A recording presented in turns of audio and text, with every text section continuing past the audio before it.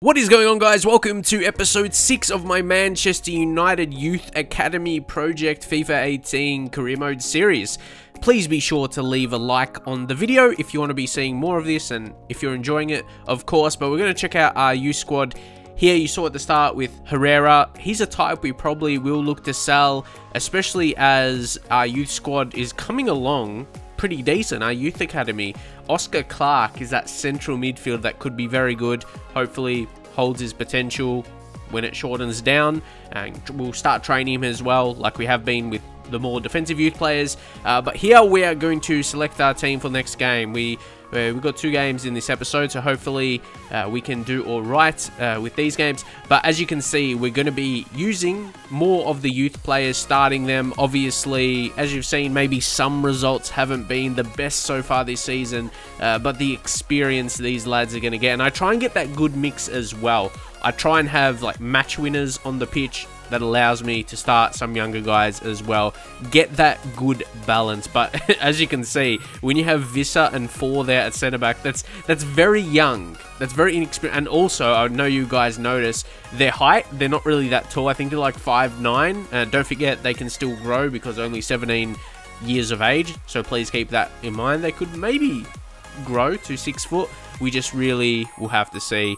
Just keep in mind their ages. That's why most youth players are shorter. I always get comments like that because most youth players are shorter because of their age, like 16, 17. They're not going to be at their peak yet in terms of their height. But we get straight into this match against Newcastle United. One of those guys there, Chong, you can just tell from his hair. He's got that big hair. But hopefully they can show some positive signs against Newcastle United here. And Lingard, I was a bit disappointed. I kind of went away from the goal there with that initial touch. So a couple of early chances for us against Newcastle United. But then, unfortunately, Newcastle strike here against us in the Carabao Cup. Oh, that's really annoying. Josuelu, I think that's how you say. Sorry for butchering his name. Yeah, but that was a really good finish by him. Good finish we'll see on the replay. But that's maybe where you could talk about the heights. It wasn't like as commanding. That was Visser on that occasion, number 13. If it was a taller centre-back, probably would have won that normally. So, yeah, I guess I can understand those arguments.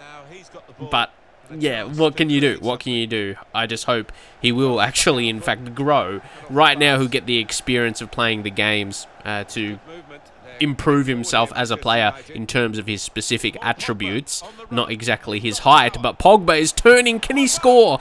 Good save by Elliott there. I thought that had good power. I guess the direction was straight at the keeper, but I think it had good power in it. So we had a decent chance there. Then we're going to get in the cross, and Anthony Martial. We set that up perfectly, I thought, anyway, but we had to get a bit more serious here. So we brought Alexis Sanchez on, Matic as well. Matic has had a very good season so far, what he's done in games. He's a very strong player. You see those physical types are really good. Anthony Martial running past. He's got a score there, but it's blocked really well by Jesus Gomez, that was. But finally, we score. That was coming, I swear, in this game. It was coming for a real long time. Good header one down, like straight down to the feet of Lingard. And what a finish that was. And I talk about Jesse Lingard. He's in this weird position for this career mode, really, because I know he's not going to have the highest potential in the world, but we want to give him a chance in the team, see what he can do. He could probably grow a little bit more, could be more of a squad player and just stay that way, because he's not too old.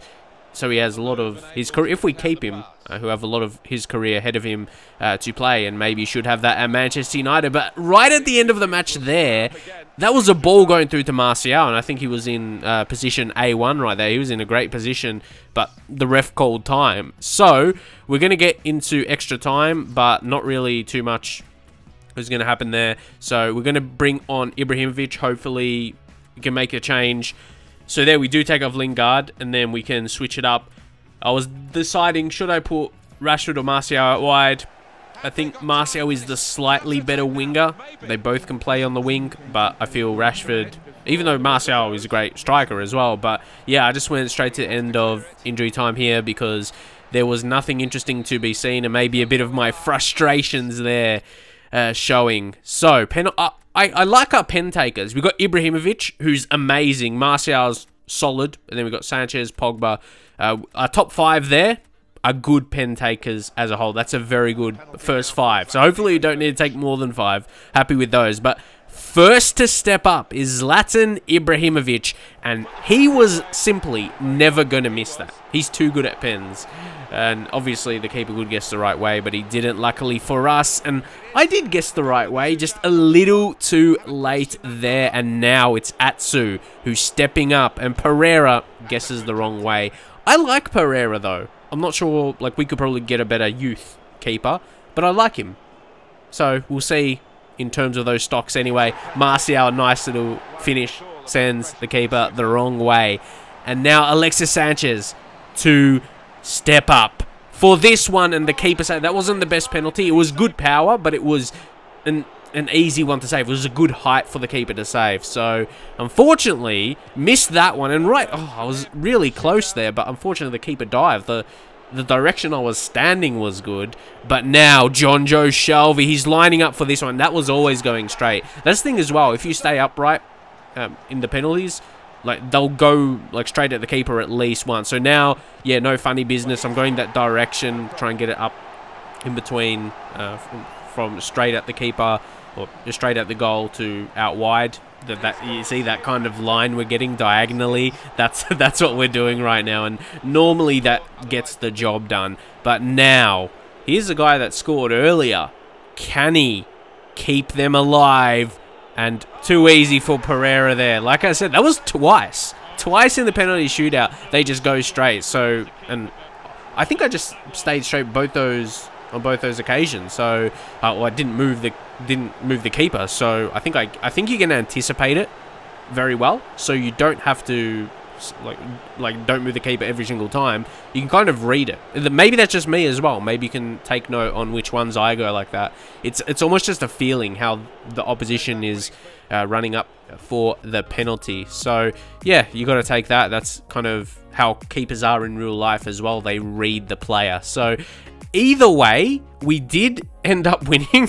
It was a bit longer than I intended. I didn't intend to go into extra time, but that's what we're going to do. We're going to give these younger guys minutes, and we're still going to fight to get results. So, yeah, pretty happy that we've done that there, and especially the fact we're top of the Premier League.